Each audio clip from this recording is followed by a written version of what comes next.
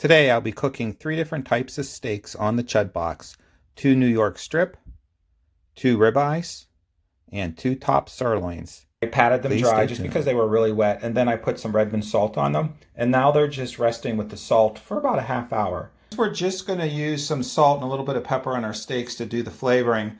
When we're done and we pull these off of the smoker, what we're going to do is just add a little bit of beef tallow to them to make them extra juicy. It adds such a really good flavor. All right, so here's our Weber kettle. Love our Weber kettle. And you can see that we added our own temperature gauge on the Weber kettle because we like to have the gauge down closer to where the meat is cooking. And that way we have it on the opposite side of where we usually have the fire. So when you make the fire over here, this is where the heat comes up, and it'll make this one go up to 500-600 degrees. But in all reality, your meat's showing 250. So that's our Weber kettle. Love the Weber kettle. Over here is our Chudbox, and we did find this particular cover. It's a heavy duty, really well built one. It's got some Velcro straps that really holds it down really nice. And we have a video I'll link to that is on Amazon. It'll show you the exact one to get because it fits it perfect. All right, so let's go ahead and pull the cover. And we have the rotisserie set up. We've already used the rotisserie once. We actually got the rotisserie when we ordered the Chudbox. So that came and worked out perfect. So we set that up and we actually did a chicken on it. You should see that video. Came out absolutely delicious. All right, so there's the Chudbox. Let me open her up. And what I'm going to do is I'm going to take out the grate. Oh, I didn't clean it from last time, so I'll have to get that cleaned out. But what I wanted to do, I wanted to add the barbecue, the fire grate to it. So this was an option. So that was an option that when you ordered your Chudbox, you could place that as an add-on. And that's what we did. And we're going to use that to put our coals in. So that way we get the fire up closer to the steak so that we could do a good sear on our steaks. So I'm going to go ahead, get a chimney together, and I'm going to start the fire. So the one thing I wanted to show, because way back when we used to barbecue, we always used lighter fluid on our charcoal when we used the Weber kettle because that's what we thought you were supposed to do. But these tumbleweeds and a chimney replaces the entire need to douse your charcoal with lighter fluid to get it going. So I'm going to walk through how I get my Chudbox using these tumbleweeds. These tumbleweeds that are in here are the same. They sell them at Home Depot, Lowe's. However, Tractor Supply sold them for $6 a pack, and everywhere else they're like $12, which doesn't make sense. Walmart sells them for $6 too. So Walmart or Tractor Supply, you get these for $6. And I think they just changed the packaging. I think one might be older than the other. I'm not sure what the difference between the two are. It's the same price and the same everything. And caution, they're flammable. That's funny. All right, so I'm going to show you how I get my fire going without using charcoal fluid, lighter fluid, aka. All right, step 1, a chimney. So you can get those chimneys just about everywhere. They're about 15 bucks. I don't use newspaper because the tumbleweed works perfect. And all I use is regular Kingsford charcoal. I mean, you can use any type of charcoal that you want. So I'm just going to go ahead and fill my container. So here's where we have our tumbleweeds. We have a nice container so that the moisture doesn't get to them. And I usually either use one big giant tumbleweed or maybe 2 small ones since I'm using a full chimney because I have 6 steaks I'm actually going to cook. So I'm going to go ahead, put the tumbleweeds down here, and then I'm going to use my starter here to light these 2 on fire. All right, now that those are lit, I'm just going to put my charcoal on top, and it probably takes a good 10 minutes until the flames come to the top. So I'll show you that once we get to that point. So the Chudbox, we painted our Chudbox high temperature black, and we've used it a lot. And there's like grease. I'm gonna have to clean it, but we actually bought one of the original ones and we painted it black. We have a video on how we got the metal ready for the painting and the actual painting. So check out that video on our channel as well. So I did everywhere on the Chudbox, including the bottom.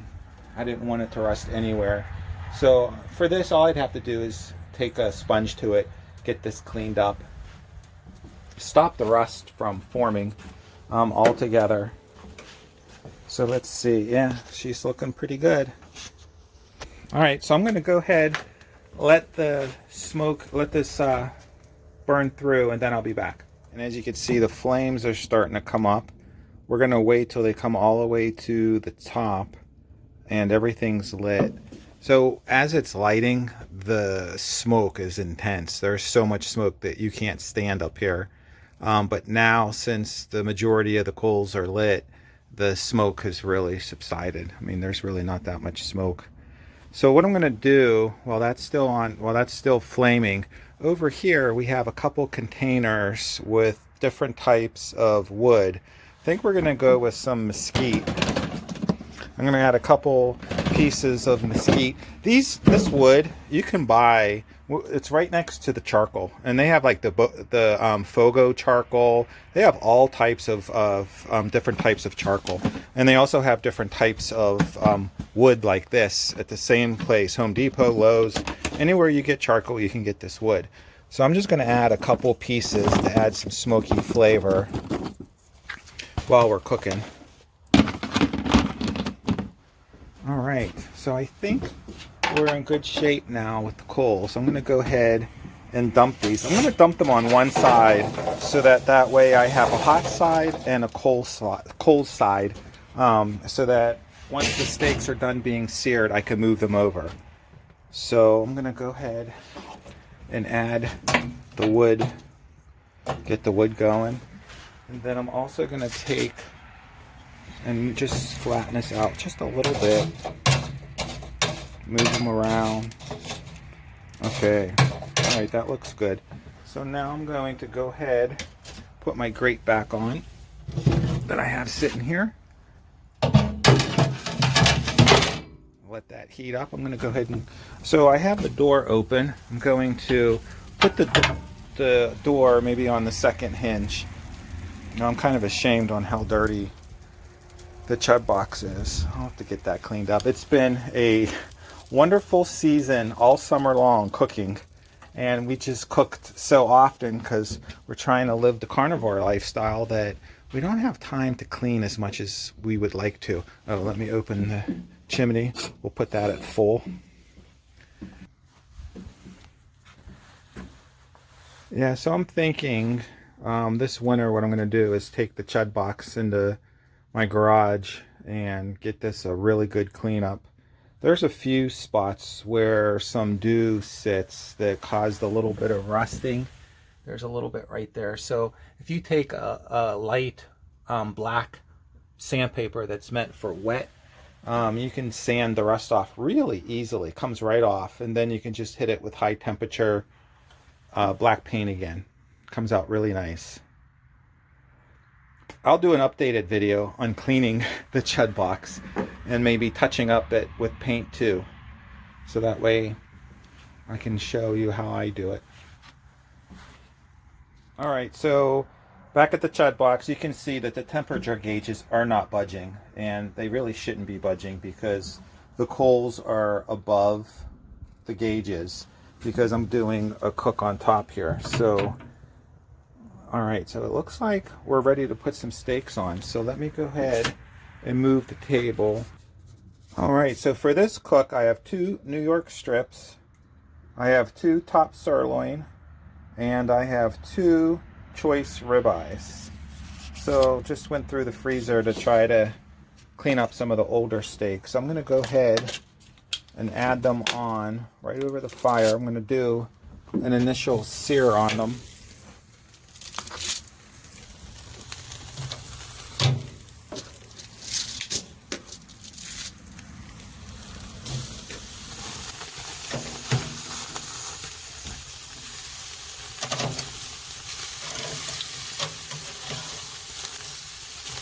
I'm going to burn off this fat cap on the side of these steaks. Should get the fire really going.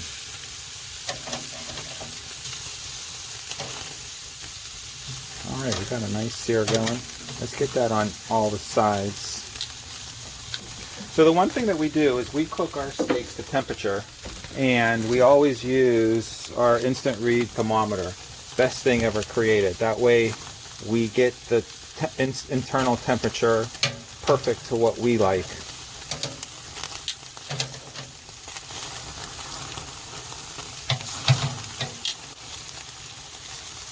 Just trying to sear them up a little bit. Those beautiful chud marks. Look at that.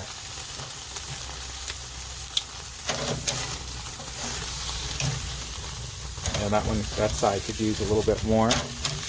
Let's get this one moved over a little. Yeah, that could use a little bit more searing too.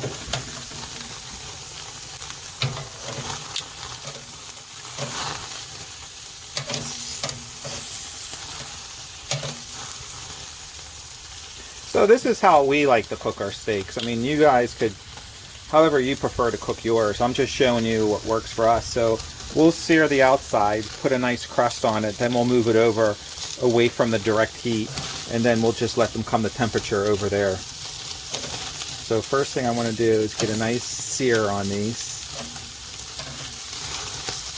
These things are so large and thick, might take those a minute. This steak here was cut really thin, so this one's not going to take long at all, just to not just sear but also to cook through.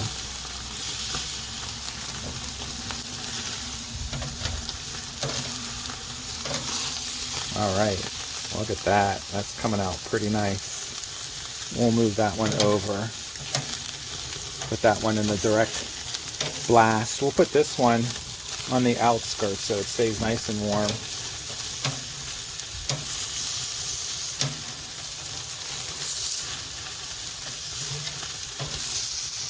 Look at that. That's beautiful right there.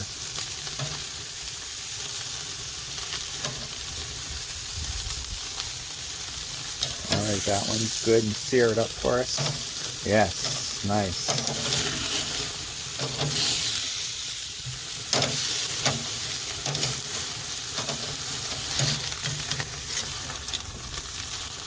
The fat cap is causing this little bit of a flare up here. A lot of fat on that one.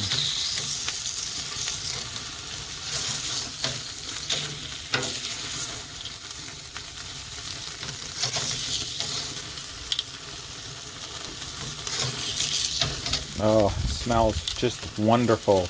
Just wonderful. Alright. Let me make some room back here.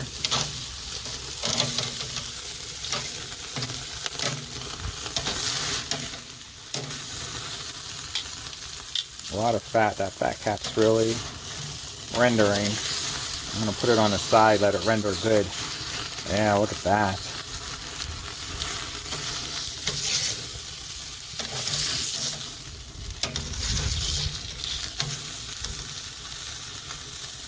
If you get it in the fire, obviously it's going to flame up.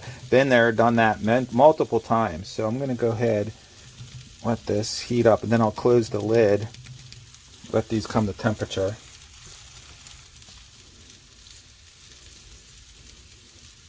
Highly, highly recommend the Wagyu beef tallow.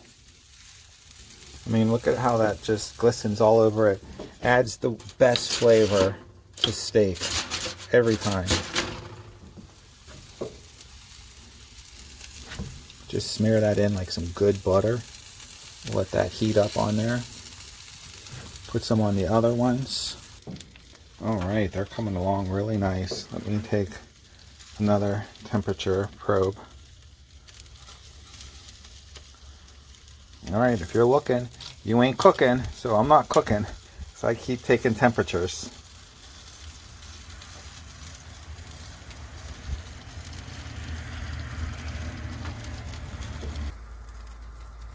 Alright, time to start pulling them.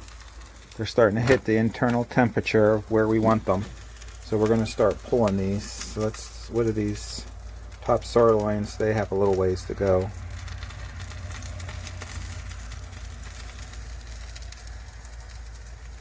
Yeah, let's move this one over.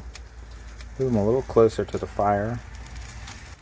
And while these ones are still hot, I'm going to put some more beef tallow on them. Kind of hard to do with one hand, sorry about that. So I'm going to go ahead, put some beef tallow.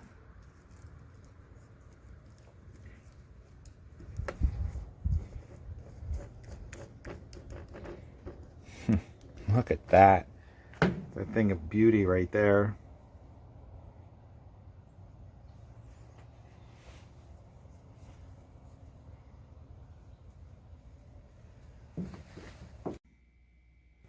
All right, there they go, the finished product. Those are the 2 New York strips. Came out perfect. Here are the 2 ribeyes. And 2 of the sirloin steaks. Top sirloin.